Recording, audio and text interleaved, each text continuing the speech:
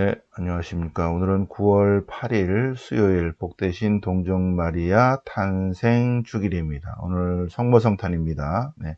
그래서 독서는 미카서 5장이고요.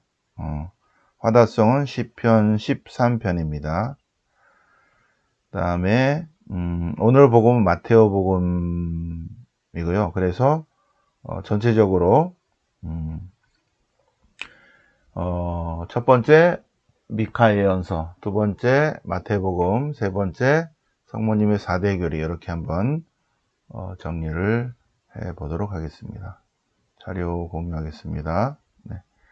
자, 미카서 5장 보시면 이제 일단 먼저 여기 마태복음 2장을 먼저 보시겠습니다. 요 조그만 거. 마태복음 2장에 동방박사 이야기가 나와요. 동방박사들이 방문했죠. 그죠? 동방박사는 동방의 별박사입니다. 동방박사는 동방의 별박사. 누가 별을 갖고 점을 치는가? 왕들입니다. 왕들, 부족장들이죠. 그래서 동방박사의 방문이라는 것은 동방에 있는 부족장들, 작은 왕들이죠. 왕들이 인사하러 왔다는 것입니다. 이거는 주님 공현입니다. 주님께서 저 멀리까지 드러나 보이셨다는 거죠. 드러나셨다. 그래서 그들이 알고 지금 경배하러 온 거죠. 네, 와서 유다인들의 임금으로 태어나실 분이 유다인의 임금으로 태어나실 분이 어디 계십니까? 우리는 동방에서 그분의 묘를 보고 뭐하러 왔어요? 그분께 경배드리러 왔습니다. 근데 이제 이 동방박사들이 와서 유다인들의 임금으로 태어나신 분을 물어요. 네. 여기 유다인의 임금으로 태어나신 분. 근데 누가 이 동방의 왕들을 맞았어요? 헤로데 임금이. 그러니까 듣는 임금 기분 좋아 나빠? 아니 자기가 임금인데 새로운 임금이 났다는 거야. 인사하러 왔다고. 듣는 임금 엄청 기분 나쁘죠? 그래서 헤로데 임금이 신학자들을 불러 모아놓고, 이거 어떻게 알았어요? 그러니까, 우리는 우리 나름대로 별의 전승이 있어서, 어느 때, 온 우주를 구원하실 그분이 오신다는 예언들이 있다는 거예요. 자기네 예언들이. 그러니까 동방에 있는 그 나라 무슨 별에 점을 치거나 하여튼 그래서 자기네 예언들이 있는 거죠. 그죠? 그러니까 그래요? 우리도 있어요. 그래갖고 헤로데 대왕이 신학자들을 불러 모아놓고 메시아가 태어날 곳이 어딘가 예언서를 찾아봐 달라 하니까 그 신학자들이 찾은 게 뭐냐면 미카서 5장이라는 것입니다. 미카서 5장. 다시 자료를 보시겠습니다. 그래서 헤로데 대왕이 백성의 수석사제들과 율법학자를 불러 모아놓고 메시아가 태어나실 곳이 어딘지 물으니까 신학자들이 뭐라 그래요? 유다 베들레헴입니다. 예언서에 이렇게 나타났습니다. 그러니까 헤로데 대왕이 박사들을 불러 모으고 그들을 베들레헴으로 보내면서 가서 아기에 대해서 알아보시고 아기를 찾거든 나에게 알려주시오. 여기까지예요. 알려주시오. 가서 죽여버리게. 이렇게 된 거예요. 그래서 어쨌든 이제 마태복음 2장을 보면 미카서 5장을 찾았다는 거죠. 그래서 우리 여기서 보면 미카서 5장 1절에 그러나 너 에프라임의 베들레헴아 너는 유다 부족들 가운데서 보잘것없지만 나를 위하여 이스라엘을 다스리리가 너에게서 나오리라는 예언이 있는 거죠. 그래서 베들레헴에서 태어나신다는 기록이 있다는 거죠. 마태복음 1장 18절 이하를 보면 이제 예수님의 탄생에 관한 이야기가 쭉 나오는데 마리아와 요셉이 약혼을 했는데 결혼하기 전에 이제 같이 살기 전에 잉태한 사실이 드러났어요. 잉태한 사실이. 그래서 안 되겠다. 그래갖고 파혼을 하기로 마음을 먹었는데 꿈에 주님의 천사가 나타나서 그 아기는 성령으로 잉태됐다. 예, 받아들여라 한 거예요. 예, 그래서 마태복음 사가의 풀이가 뭐냐면 보라 동정녀가 잉태하여 아들을 낳으리니 마우스가 어디 갔어? 마우스 여기로 가야지. 보라 동정녀가 잉태하여 아들을 낳으니 그 이름을 임마누엘이라 하리라. 임마누엘은 번역하면 엘이 우리와 함께라는 뜻이다. 임마누엘. 근데 그게 어디에 나오냐면 이사야서 7장 14절에 나온다 그랬죠. 예. 그래서 여기 14절 그러므로 주님께서 몸소 여러분에게 표징을 보여줄 것이다. 보십시오. 젊은 여인 잉태의 아들을 낳고 그 이름을 임마누엘이라 할 것이다. 젊은 여인 잉태의 아들을 낳고 그 이름을 임마누엘이라 할 것이다. 이것이 이제 히브리 성서에서는 7장 14절에 젊은 여인인데 히라보로 번역이 되면서 이것이 동정녀로 바뀌었다 그랬죠. 예, 그래서 마태복음사가는 히라보 성서를 인용을 해서 그래서 이렇게 이사야서 7장 14절에 이런 구절이 있다. 그것이 이루어졌다. 이렇게 나온 거예요. 예. 하나님께서 이사야 예언자를 통하신 말씀이 이루어지려고 이런 일들이 일어났다. 자, 오늘은 성탄입니다. 12월 8일 원죄 없이 성모님이 잉태되셨고 오늘 성모님이 나셨어요. 성모님 생일 기념일입니다. 네. 자, 그러면 성모님에 관한 네 가지 교리를 우리 이제 짧게 요약을 해보겠습니다. 성모님을 공경해야 할 이유 네 가지. 예, 성모님 공경. 성모님 어떤 분이신가? 예, 여러분들이 또 헷갈릴까봐 제가 1번, 2번, 3번, 4번 다 해놨죠? 수학 선생님처럼. 마우스 어디 갔어요? 여기. 예. 성모 마리아는, 여기. 성모 마리아는 하느님의 어머니로서 천주의 모친이시죠. 그리고 2번 평생 동정녀이시고 3번 원죄에 물들지 않고 잉태되셨고 원죄 없는 탄생이 아닙니다. 원죄 없는 잉태입니다. 잉태. 4번 죄에 물들미 전혀 없이 영혼과 육신이 하늘의 영광에 올려지셨다. 그래서 첫 번째 하느님의 어머니에 대해서 이거는 이거 자료 볼 거 없이 저를 보시면 됩니다. 성모님이 왜 하느님의 어머니이신가? 성모님이 낳으신 분이 누구냐 이거예요. 성모님이 낳으신 분이 누구냐를 알아차린 거는 부활 이후예요. 예수님의 순환, 십자가의 죽으심, 묻히심, 그리고 부활이셨어요. 부활한 다음에 예수님이 발현하셨죠. 예. 발현을 하신 다음에 예수님의 부활을 체험한 제자들이 가만 있어봐. 그러면 그분이 하느님이시네 이렇게 된 거예요. 그래서 초대교회부터 그러고 승천하셨죠. 예. 그러고 나서 제자들이 다시 정리를 한 것입니다. 부활을 체험하고 나서 부활하신 예수님을 만나고 나서 다시 예수님에 관해서 다시 정리한 것이 복음서예요. 그러면서 예수님은 어떤 분이신가? 예수님은 하느님이시구나. 근데 온전한 인간으로 우리에게 오셨구나.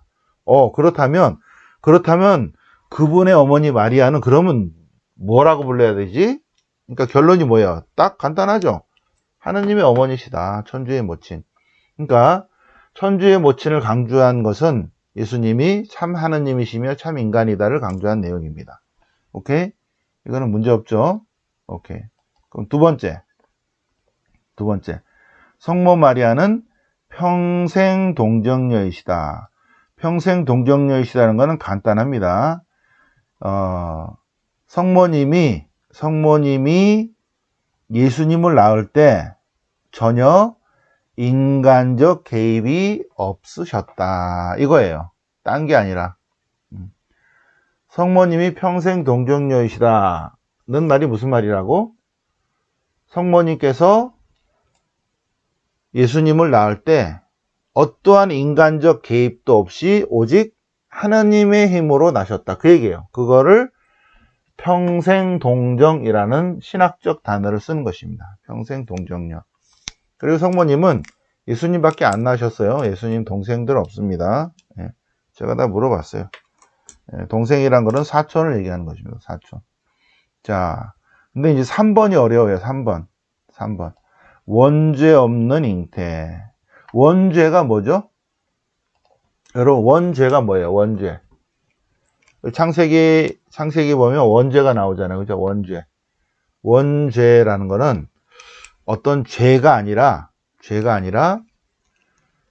하느님이 온 세상을 창조하시고 그 다음에 인간을 창조하셨죠. 하느님 모상대로 창조했죠. 그래서 하느님의 영역 안에 두었잖아요. 그죠? 근데 인간의 자유의지로 하느님의 뜻을 거부하고 거역했죠. 그래서 어떻게 됐어요? 자매님, 그거 누워있지 말고. 예. 신부님 강론하는데 이렇게 일어나셔야지. 오케이. 예. 원죄란 게 뭐다? 원죄는 하느님이 원래 인간을 창조하실 때 주신 축복이 있죠. 예. 하느님이 인간에게 준 은총과 축복. 하느님 성을 다 줬어요. 하느님의 성성, 또 하느님의 영원성, 하느님의 자유, 하느님이 갖고 있는 것을 다 줬어요. 부분집합은, 전체 집합의 부분집합은 집합의 모든 요소를 다 가지고 있다.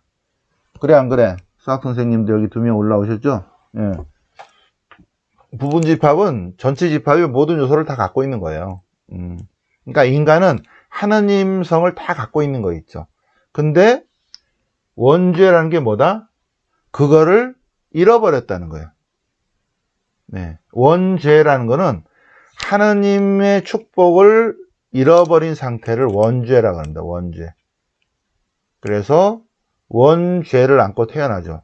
그래갖고 하느님의 은총과 축복을 씨앗만 갖고 있는 거 있죠. 그걸 발휘를 못해요. 근데 성모님 어떤 분이시다? 하느님 창조하신 원래 상태이시다는 거예요. 원죄 없다는 거는 은총이 가득하다는 거예요. 그죠? 원죄 없이 잉태되셨다. 그래서 죄의 물들미 없이 하느님이 인간을 창조한 원래 상태로 축복하셨고, 그 상태에서, 그 안에서 하느님이 인간이 되셨다는 것입니다. 근데 그는 생각은 했어요. 왜? 이것도 다 부활 때문에 나온 거예요. 부활하신 예수를 만났어요. 제자들이, 초대교회 공동체가, 아니 그분이 하느님이시란 말이야? 아니 그러면 그분은 어머니는 어떻게 된 거지? 하느님이 어머니시네.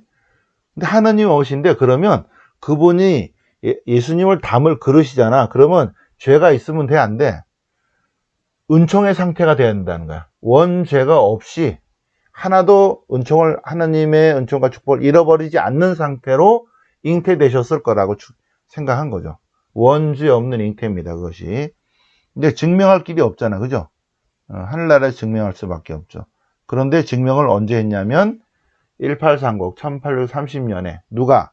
성모님이 직접 나타나셔서 뭐라고? 나는 원죄 없는 잉태다. 그래서 숫자만 좀 기억을 하시면 성모님께서 1830, 1830년 7월 18일에 프랑스 파리에 있는 예비 수녀원에 나타나셔서 예비 수녀님에게 카타리나 라브레 예비 수녀님에게 발현하셔서 말씀하시고, 그리고 12월 27일에 원죄 없는 잉태라는 말씀을 하셨어요. 그거를 24년 후 1854년에 비오 9세 교황님께서 믿을 교리로 발표하셨고, 성모님이 한 번 더 나타나신 것이 1858년 루르드에서 한 번 더 나타나셔서 벨라데타 어린이에게 나는 원죄 없는 잉태다 라고 한 번 더 말씀하셨고, 1917년에 파티마에서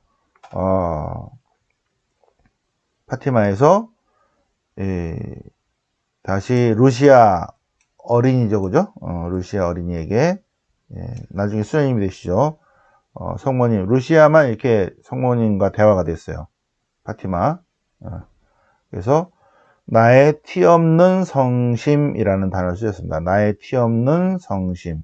원죄 없는 성모 성심. 같은 겁니다. 그래서 원죄 없이 잉태되신 마리아는 1854년에 미들교리로 발표됐다. 18554입니다. 마지막으로 그래서 여기를 보시면 숫자를 보시면 1호 1531년 1830, 1858, 1917 요 네 가지 사건이 있었어요. 네 가지 사건. 이 첫 번째 사건 1531년 사건은 바로 이겁니다. 1531년은 과달루페 성모님. 그 다음에 1830은 좀 전에 얘기했었죠. 기적의 메달 성모님. 1858은 루르드 성모님. 1917은 파티마 성모님. 이렇게 해서 성모님이 4번, 물론 많이 나타나시지만 교황청에서 인가한 거는 요거 4개예요. 1531년, 1830년, 그 다음에 루르드 파티마. 이렇게 성모님이 나타나시니까 1950년에 이제는 성모 성천을 말할 수 있다. 이렇게 된 거예요. 그래서 성모님은 영혼과 육신이 하늘의 영광에 오르셨다. 그리고 성모 성천의 가르침은 참된 성모 신심을 가진 사람도 영혼과 육신이 하늘의 영광에 오를 수 있다는 가르침입니다. 그래서 오늘 성모님 생일을 맞아서 성모님에 관한 4가지 교리를 간단하게 저번에도 설명했지만 다시 한번 우리가 묵상을 해봤습니다. 영광이 성부와 성자와 성령께 전과 지정 성령오니 아멘. 성부와 성자와 성령의 이름으로 아멘.